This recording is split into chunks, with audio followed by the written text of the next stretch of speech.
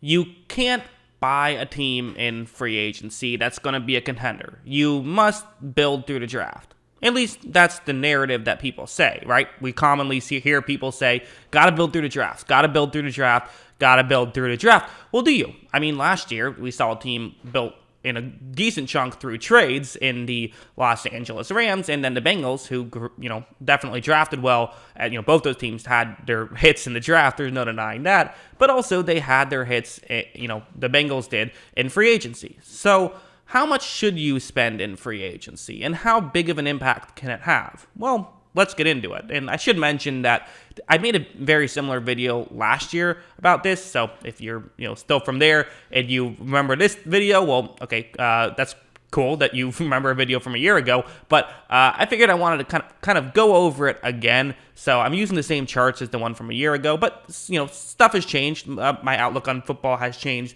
slightly in that time period. And let's be honest, a lot of you probably didn't see that one. So let's, make another one where we just, again, go over the data and kind of talk about the importance of it. So let's start off with this chart. From left to right, it's where you placed in terms of how much money you spent in free agency. So 1 through 32, the team that is placed 1, they spent the most in free agency. The team that is 32 spent the least in free agency. Meanwhile, from bottom to top, that is how many wins you then went on to, on average, win or lose the following year. This is over a 10-year sample size.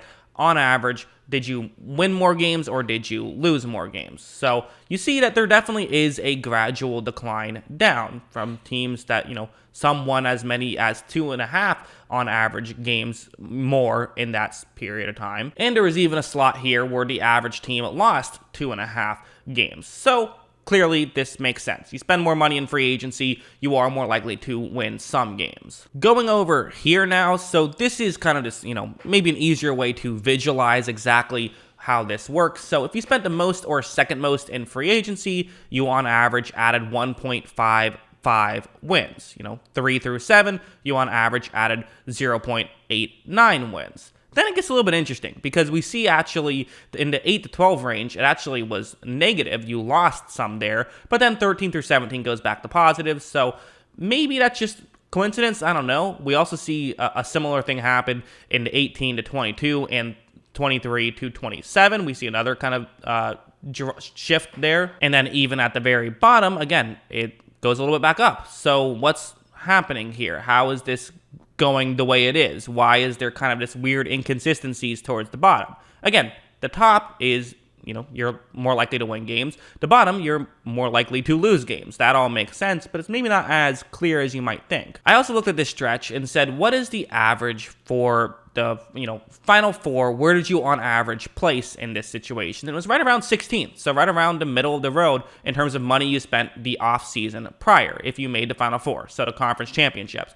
And if you made the Super Bowl, you actually on average spent under what the league average was in free agency. The 2012 Ravens won a Super Bowl by spending a decent amount in free agency, but one of the things that they did was, they got guys like Ladarius Webb, you had Jacoby Jones and Ben Grubbs. So, Jacoby Jones had a huge impact in that Super Bowl itself, right? So clearly these guys had, impact, but it's not like you're getting this star quarterback or even like these superstar other players. As for this, these are the other teams who made the conference championship who spent big in free agency. We're obviously excluding last year because I made this chart beforehand and, a previous Jackson, so many typos. I spelled Brew Brees instead of Drew Brees, have an extra, apostrophe in Dante Hightower's name, but regardless, we'll plow ahead. In 2017, the Patriots, who added Gilmore, Hightower, and Logan Ryan, and you're going to start to see a trend. The 2017 Jaguars, you added some defense. A.J. Boye,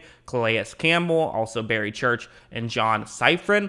For the Saints, they are the kind of outlier with Drew Brees, who they re-signed, but re-signs do still count in this thing because he was a free agent. But they still added a defensive player, Demario Davis, and then for the Packers, it's Zadarius Smith, Preston Smith, and Adrian Amos, so defensive players. So for this next chart, what I wanted to do is, this is during that stretch, every team that either won more or lost more than 6 games the next season. So if you won 10 games in 2013 and then only won 3 games in 2014, well, what happened? And these are just my opinions, so you could, debate them. But, the main ones were seemingly if a quarterback fell off, if there were injuries, or if there was a coaching change. Some did happen through key things in the draft. I split up, half of the draft with also trades, because they're 1.5 for the trades. A new quarterback, that was the difference in one of these.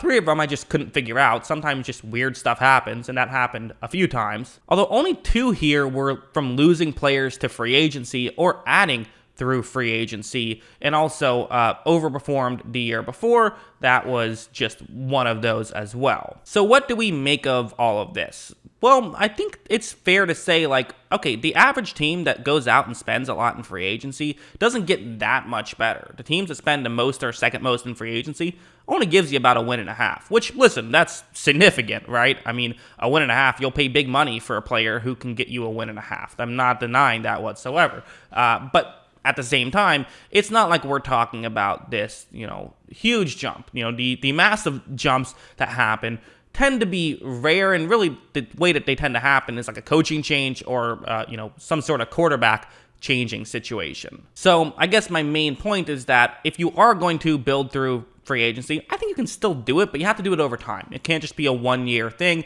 You're going to have to make smart decisions, because the reality is there isn't a star football team that hits free agency, really. And if there is, you won't be able to afford all of them. So you have to build in several different ways. The draft has to be a key impact, of course, and probably still has to be the baseline on how you build a team. That, or the Rams, listen, the Rams got a lot of their starters through the draft. The Rams barely touched free agency these past 2 years. They have a super team label, but that's from trades, which, again, you're giving up draft capital for, which is how that's working. So the reality is you can acquire talent through free agency, but you just can't. I don't think you can build an entire team in one offseason. And the kind of one example we've seen of a team doing that was the Jacksonville Jaguars, who weren't very good, spent big money, were very good, and then immediately started sucking again. That's kind of the one exception. And so I wouldn't try to chase that one. I think if you're the Jets, maybe don't say, oh, well, we're going to be great next year. We just have to spend a bunch in free agency.